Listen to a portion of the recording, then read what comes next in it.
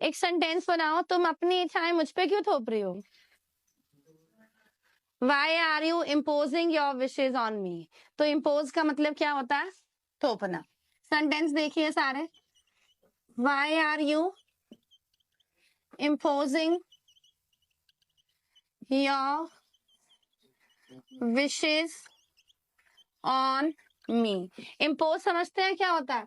Impose का मतलब होता है to force somebody to accept something. किसी भी इंसान को धक्का करना कि वो उसको स्वीकार करे। ऐसे ही बच्चों, टैक्स है, कोई फाइन आप पे लगता है, कोई पेनल्टी आप पे लगती है, तो वो सरकार क्या करती है? उसको इम्पोज करती है। इम्पोज समझते हैं, फाइन लगा दिया गया। अब ये तुम पे लगाया गया है, तुम ये नहीं है तुम्हारी अपनी मर्जी है, मैं नहीं लेता फाइन तो समझ आ गई? सो दैट इज आपको इम्पोज कर दिया गया। अब एक सेंटेंस बनाएंगे, मैं अपनी इच्छा तुम पे थोपना नहीं चाहता हूँ।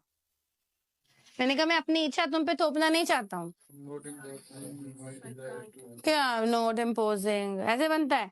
चाहता में क्या लगाओगे? I don't want to impose. I don't want to impose my wishes on you. मुझे तुम पे थोपना नहीं है। समझ आ गई? इम्पोज करना क्या है? कोई टैक्स इम्पोज कर दिया, कोई पेनल्टी इम्पोज कर दी, कोई फाइन। टीचर्स ने आप पे, हम फाइन क्या करते हैं? उन बच्चों पे इम्पोज होता है, उसकी अपनी चॉइस तो उसमें नहीं चल रही है कि वो कहेगा मैं नहीं देता जी फाइन, उस पे तो इम्पोज है, आपको लगा दिया गया, आपको देना पड़ेगा। बोलो, मुझे जाने दो। ठीक है, मुझे जाने दो क्या बना? लेट मी गो। उसे आने दो। लेट मी नहीं, लेट हिम। सब प्लीज ध्यान से सुनिए बच्चों, शोर नहीं करें। लेट हिम कम क्या होता है? उसे आने दो, उसे रोने दो। लेट हिम क्राई, लड़की है तो फिर ऐसे हर आ जाएगा, ठीक है? Let her cry. जैसे मैंने कहा वो बाहर वेट कर रहा है, आपने कहा ठीक है करने दो उसको वेट।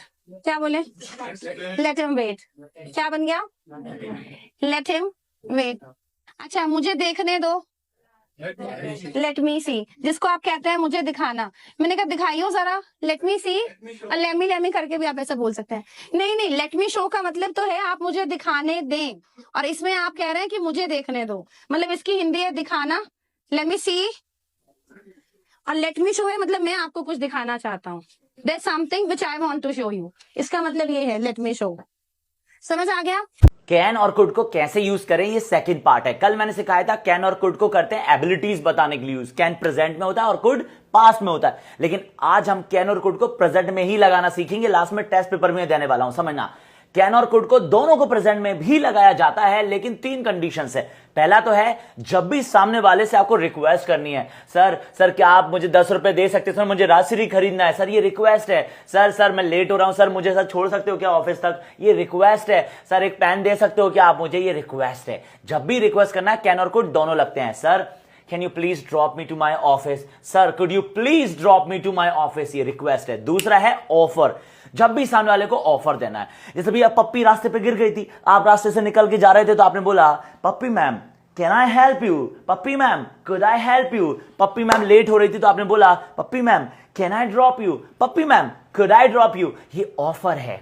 और तीसरा होता है भाई साहब परमिशन, जब भी आपको सामने वाले से परमिशन लेना। Madam can I go to toilet, अब यहां कैन को रिप्लेस कर दो कुड से। Madam could I go to toilet, ऐसी मैम मैं बैठ जाऊं क्या, can I sit down, ma'am मैं चला जाऊं क्या, कुड आई गो, ये परमिशन होती है। तो कैन और कुड को ऐसे यूज करते हैं। अब